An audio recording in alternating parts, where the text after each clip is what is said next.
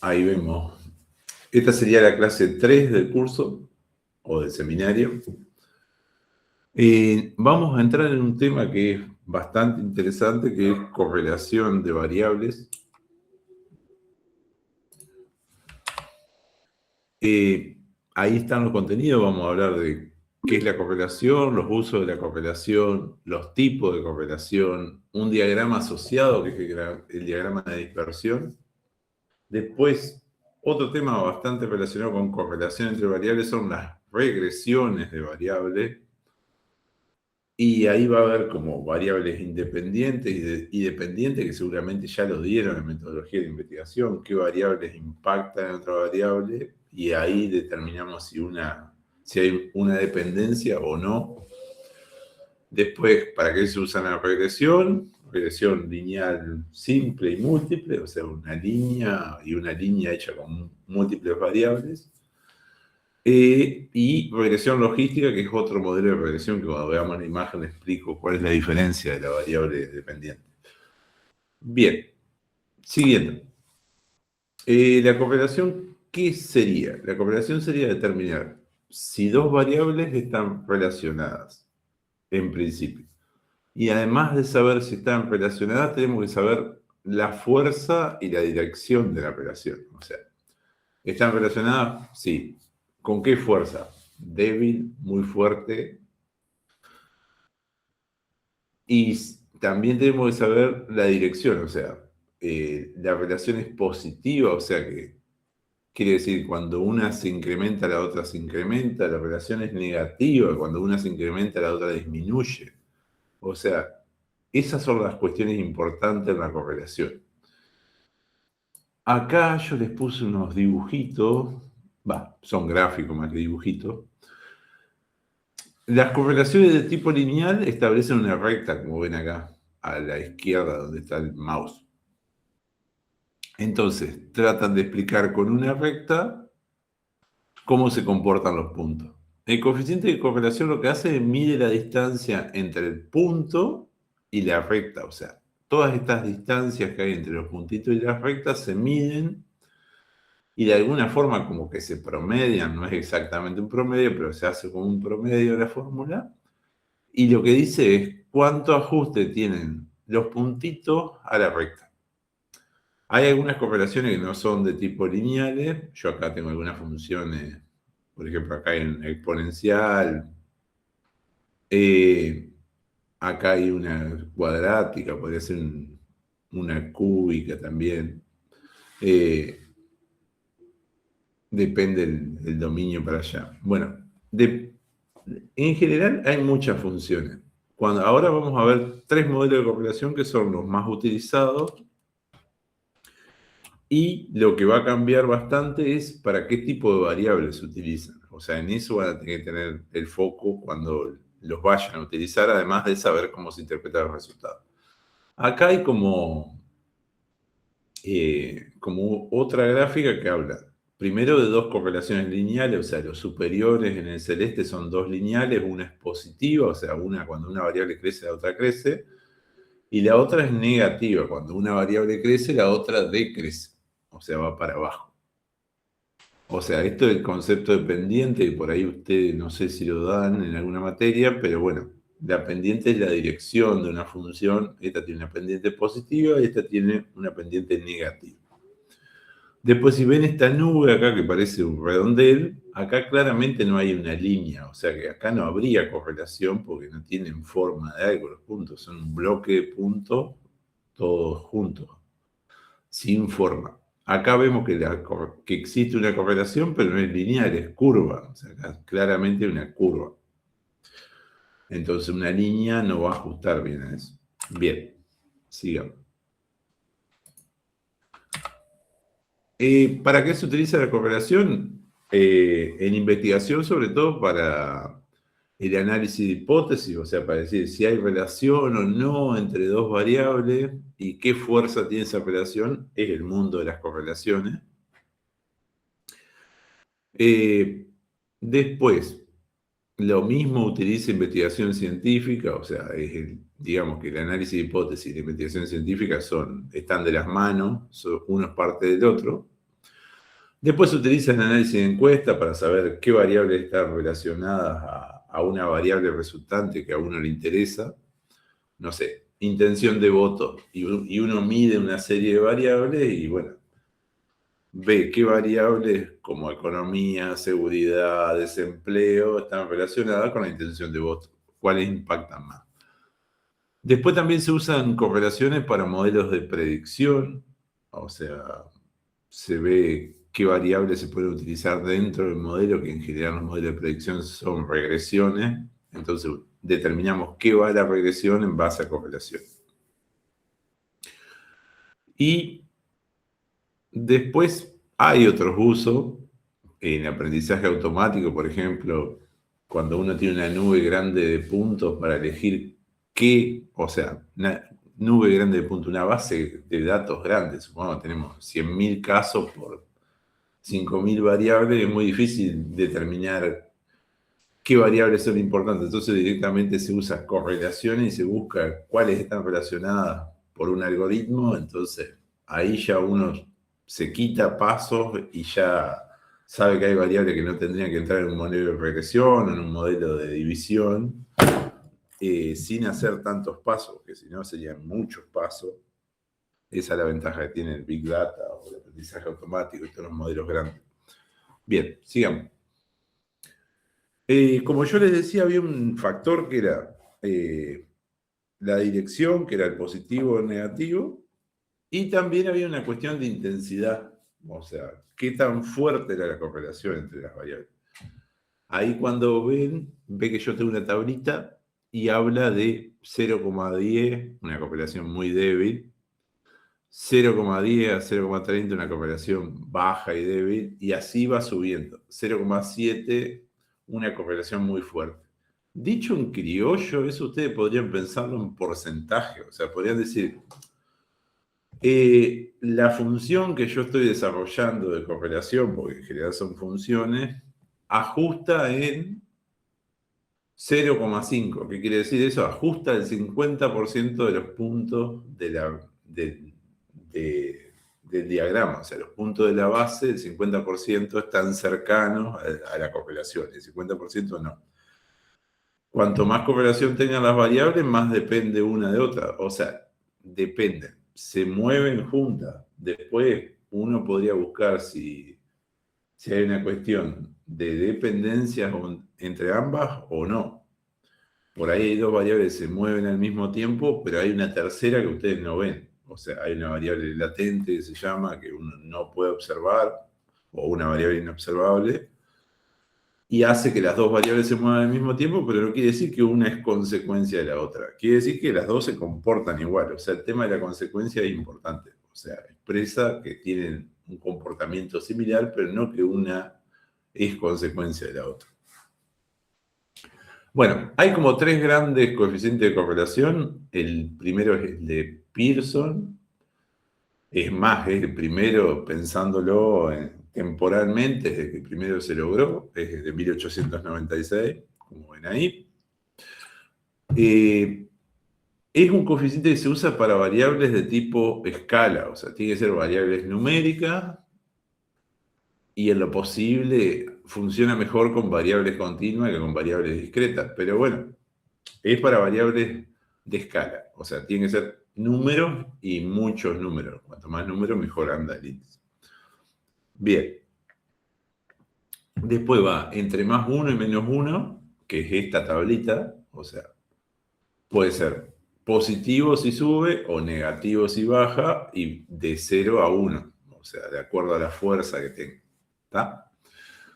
Después hay otro que es el de Spearman, que es otro coeficiente de correlación, pero acá se utiliza para variables que toman rangos. O sea, ustedes si necesitan unir una variable de escala a una variable de rango o una variable ordinal,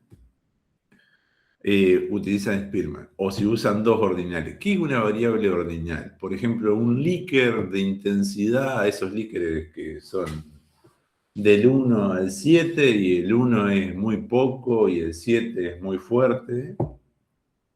Eso es una variable de rango, o sea, toma rangos definidos y tiene un dominio corto, o sea, es como que se cumplen ciertos puntos siempre, si hay dos de ese tipo, y se utiliza, digamos, si son dos de esas, se utiliza Spearman, y si es una de, y si también, si es una variable de escala y una variable de este tipo de rango, también utilizamos Spearman. Bien. Después también otra variable que aparece bastante es Kendall. Kendall se utiliza sobre todo para variables binarias, o sea, 0 o 1, y para variables binarias y variables ordinales. O sea, cuando aparece, no sé, correlacionar una variable, supongamos, trabaja o no trabaja con una variable tipo cuál es su opinión del trabajo, que supongamos que vaya de 1 a 7 y sea un Likert, ahí utilizarían Kendall, a ver si estaban relacionadas o no. Ahora yo les muestro la diferencia en los gráficos para que se entienda un poquito más. Por ahí en palabras no queda tan claro. Acá yo les hice una tablita de cómo deberían trabajar. Ven que tienen escala y escala Pearson. Escala ordinal, Spearman. Ordinal, ordinal, Spearman o Kendall. ¿Está? Bien.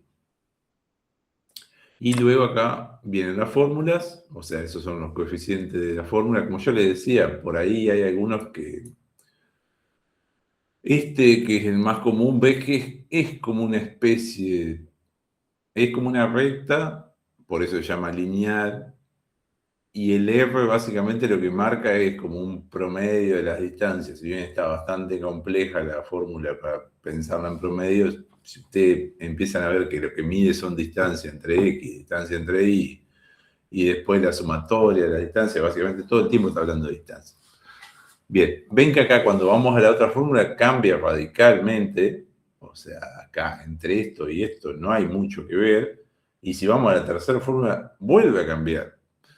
Es como que miden tres cosas bastante distintas y por eso hay que cambiar las variables que están dentro, porque si no, si usamos esta correlación para variables que tienen rango, el resultado no va a ser bueno. Bien, sigamos. Acá yo les puse una gráfica de cómo son cómo deberían ser el modelo que uno busca para medir con cada cosa. Ven que Spearman, yo les decía que laburaba con variables que tenían dominios de rango, o sea que tenían dominios bien marcados, como las Likert. Entonces, en este tipo de modelo, que acá tienen X cantidad de puntos que tienden a acumular en lugares, funciona bien este modelo de correlación. Cuando yo hablaba de Kendall y decía que era para variables binarias, por ejemplo, acá tienen caso, control y género. Acá hay dos binarias. Una es control y caso y la otra es género, que tiene dos estados también. Si bien no es una binaria, tiene dos estados. Entonces, ¿qué utilizamos Kendall? Y ya cuando entramos en variables que son de escala, acaba Pearson, que esa era la que mostrábamos hoy los dibujitos, que había un redondel, que había una línea de subida, una línea que bajaba, una curva, eso es Pearson. Bien, sigamos. Después lo que dice ahí debajo es que siempre que hagan Likert para trabajar después en correlaciones o en cualquier otro tema, es importante que el Likert sea lo más largo posible. Y también tener cuidado de cuanto más niveles tiene, es más apropiado este modelito, y cuanto menos niveles tiene, es más apropiado este modelo.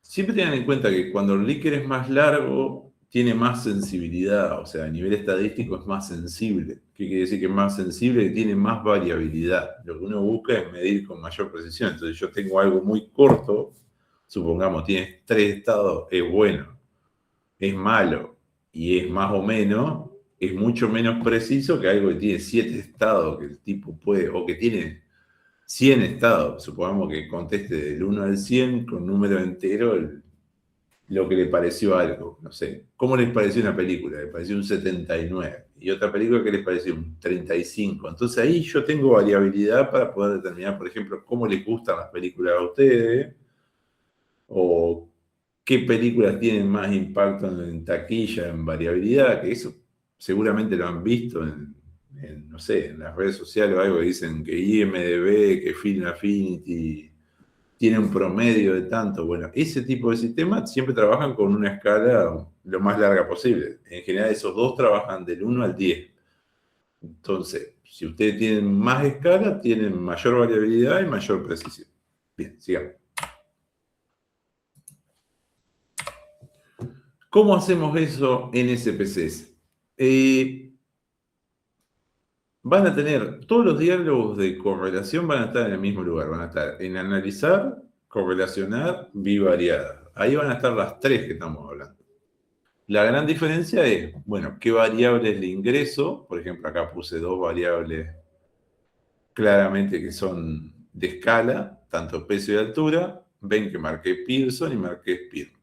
Esta no se puede utilizar y esta en general es muy mala, o sea, es más mala que la otra. Yo lo puse acá para que se vean los resultados. Después le digo que es bilateral la prueba de significación. La prueba de significación, ¿qué es? Es prueba el intervalo de confianza para la correlación para saber si lo que dice el índice es valorable o no a nivel estadístico. Dicho de otra forma, si no es significativo, no sirve. ¿Cómo sabemos si es significativo? Ven esos asteriscos que hay en el software. Todos los software marcan de alguna forma si algo es significativo o no. En SPSS se marca con asterisco. O sea, cuando tiene un asterisco es significativo al 95% y cuando tiene dos asteriscos al 99%. O lo que es lo mismo, el 0,01 de error o el 0,05 de error. Y acá nos dice que es bilateral porque nosotros le marcamos bilateral a la prueba. Si no sería unilateral, sería por un solo extremo. Eso después cuando veamos un intervalo de confianza le va a quedar más claro. Bueno, acá vemos los resultados.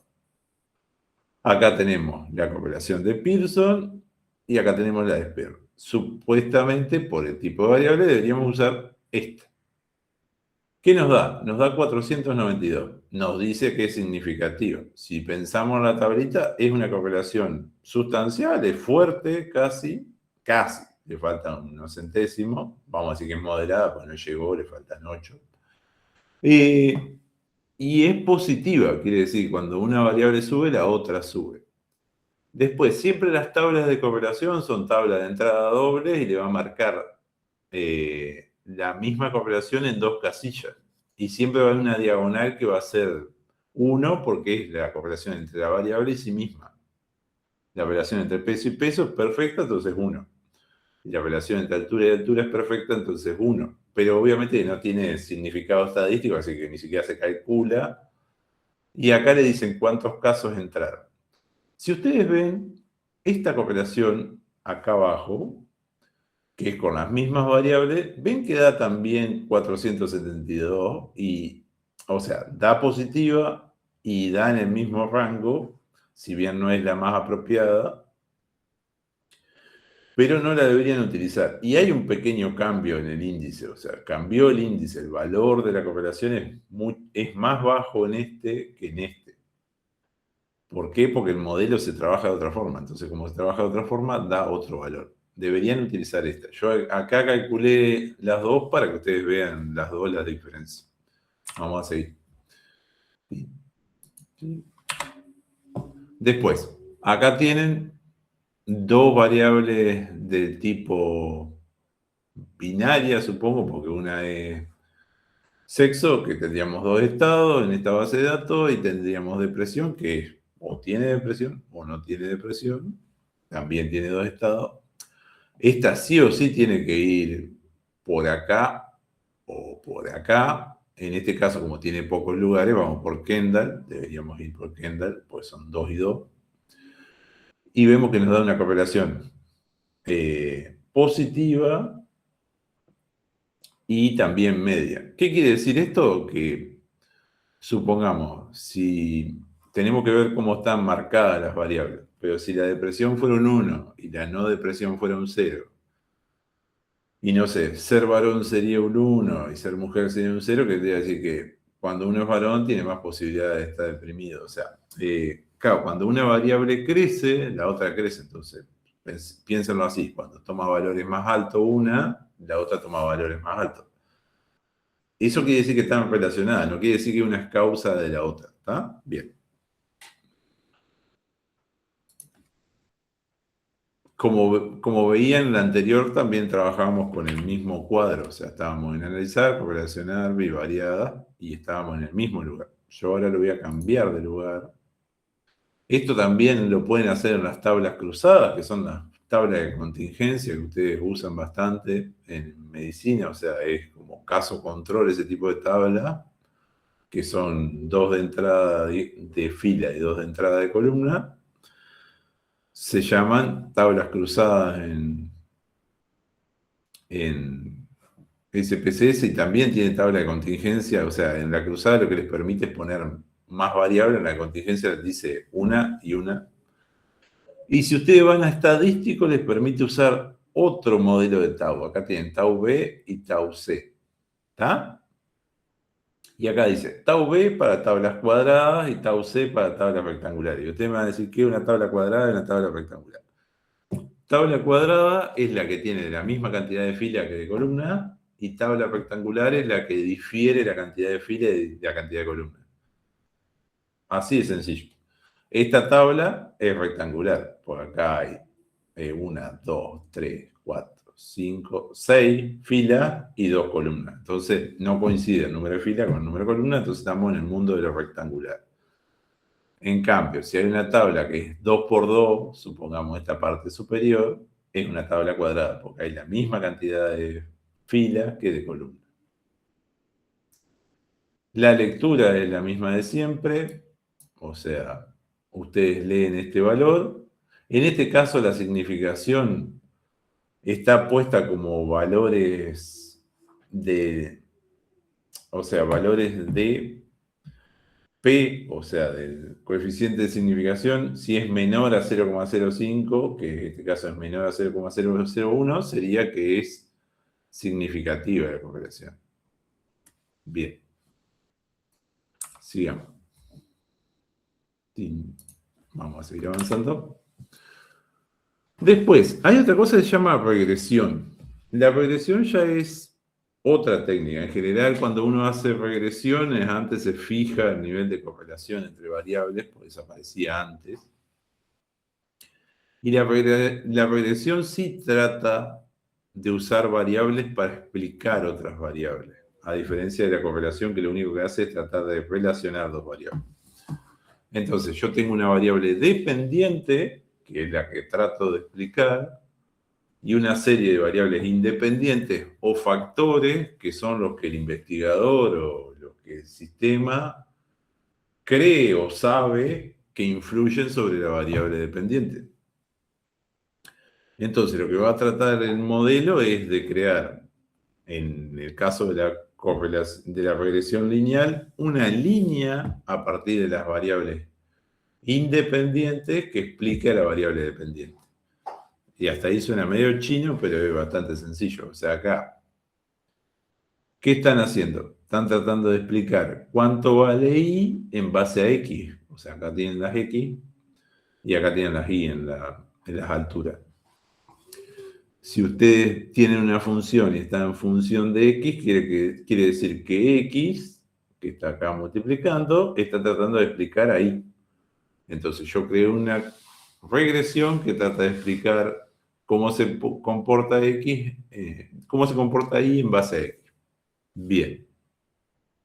Y ahora me va a decir, ¿para qué se usa? Se usa para modelo explicativo, obviamente, para dar la fuerza entre los factores, ahora vamos a ver eso, y predice las probabilidades de que un evento ocurra también.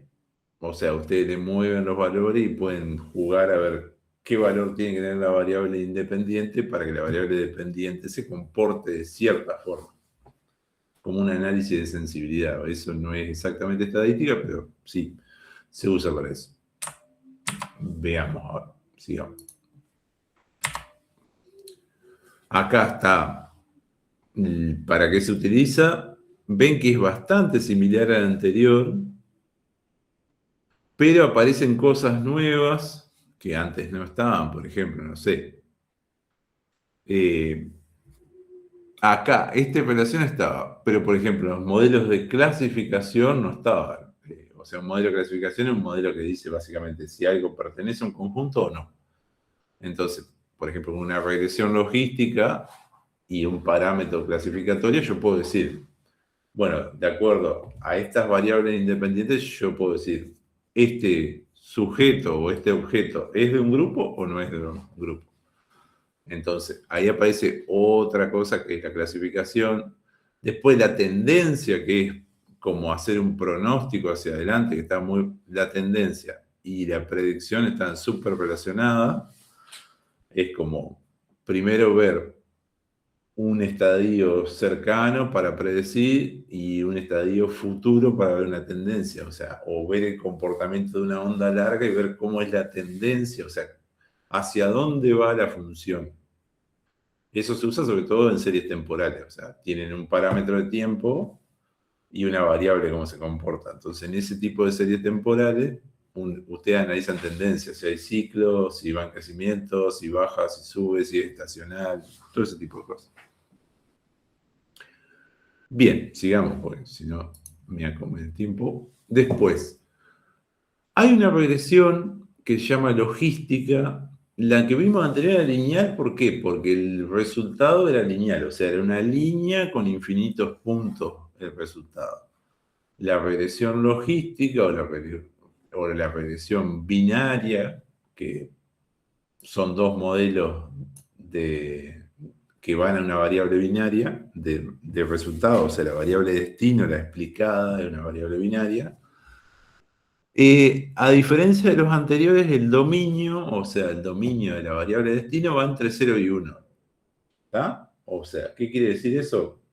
Quiere decir que todos los resultados a partir del modelo de correlación van a ser entre 0 y 1. O sea, van a estar entre el 0 y el 1, van a estar todos los valores posibles del sistema. ¿Para qué sirve eso? Por ejemplo, para el modelo de clasificación.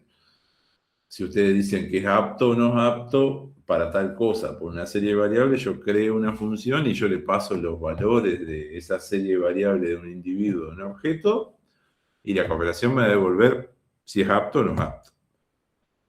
Me va a dar un valor o más cercano a 1 o más cercano a 0, y si es 0 no va a ser apto, y si es 1 va a ser apto. Y cuanto más cercano a 1 más apto va a ser, y cuanto más cercano a 0 menos apto va a ser.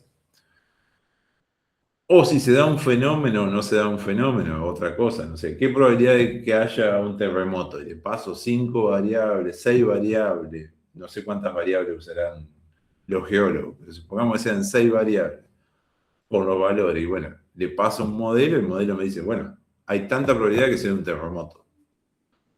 En general, ese tipo de cosas se manejan con funciones de este tipo. Bien.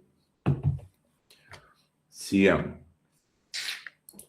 Quiero que aparezca una tabla si explico un poco más. ¿Cómo se hacen? Como en los otros, en los de correlación estaban todos juntos, los de regresión también están todos juntos. Se van a analizar y ponen regresión y logística binaria. O sea, donde está regresión va a haber muchas regresiones. Yo elegí logística binaria porque es un modelo con un destino binario, o sea, con un 1 y un 0 en la variable dependiente.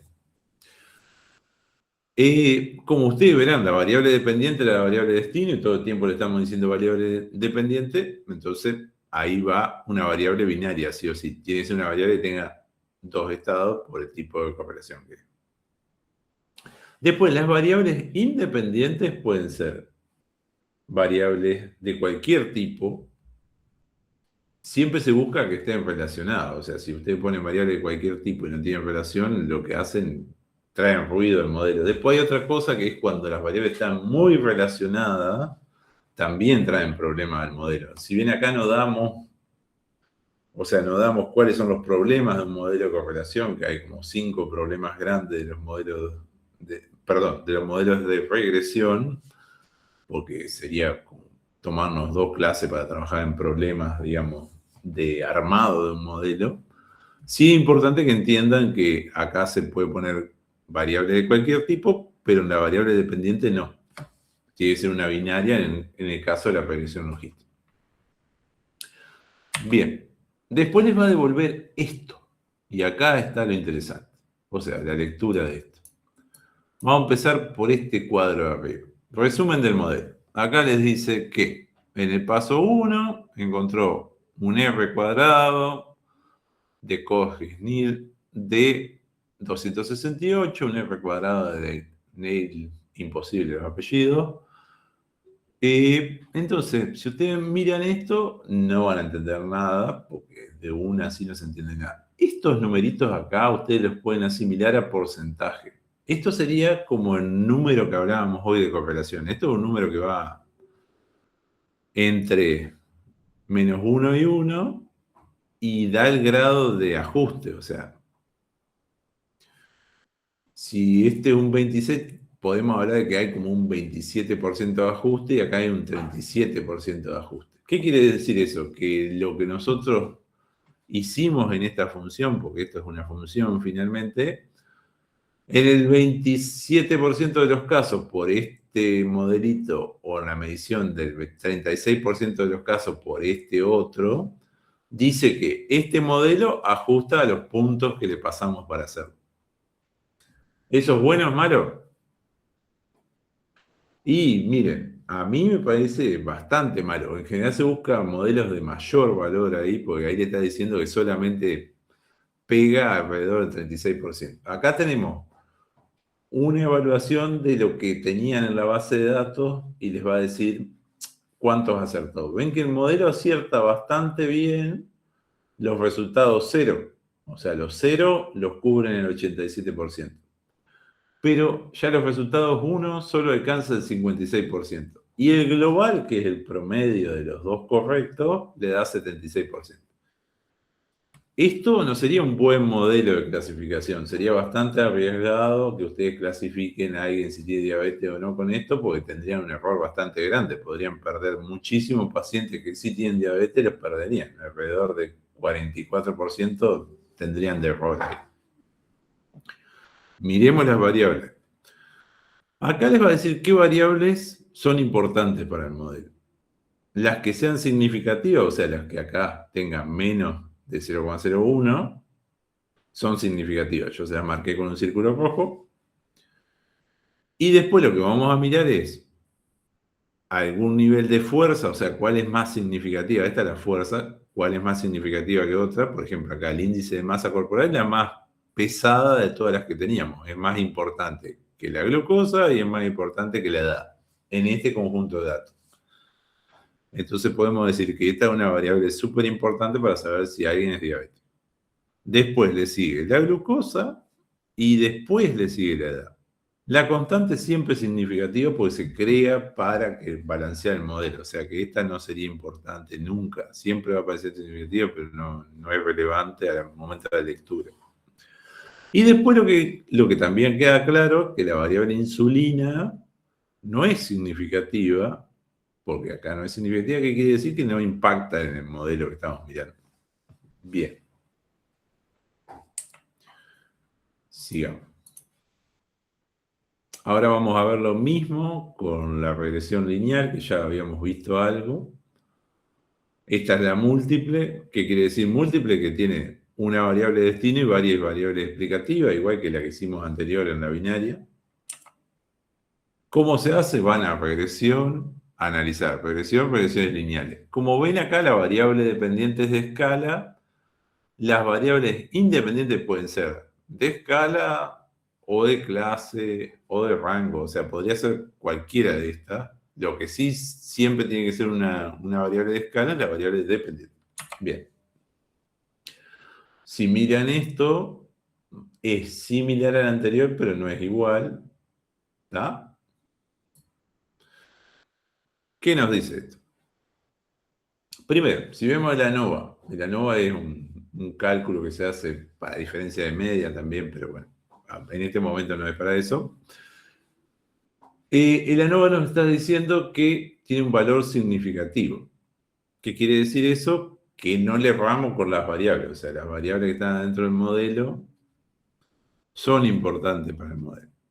Bien, eso es una cosa. Después acá aparece un R cuadrado. Hoy teníamos unos R, que los R siempre son el coeficiente de ajuste. Vean que acá son muy buenos. O sea, acá están diciendo que el 99,4% de los casos, por los dos modelos, ajusta la nube de puntos a la función que uno creó. Ven que si la nube de puntos acá yo le paso una recta, claramente voy a encontrar una recta que esté cercana.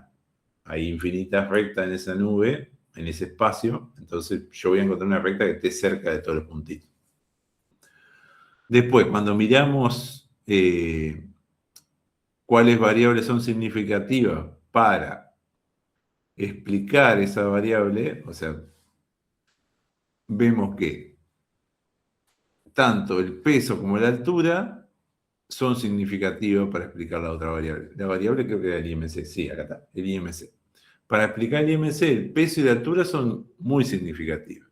Y una se comporta de forma negativa, o sea, a mayor altura debería disminuir el IMC, o sea, y a mayor peso debería aumentar el IMC. Y las dos son significativas con direcciones opuestas. O sea, esa es la idea de dirección. Una va para arriba y la otra va para abajo. Bien. Y después, hasta ahí, más o menos la explicación. Sigamos. Creo que ahí llegaba. Genial. Bueno, Jorge, ahora sí, cortamos y vamos a la parte de práctica. Muy bien. Y mandarlo a los grupos, yo lo manejo más o menos. Ahora la idea es trabajar con el trabajo práctico 2. Está subido al... Y si quieren preguntar algo del 1 también. Ningún problema. Muy bien. Habilitamos los grupos entonces. Ahí debería aparecerles para unirse.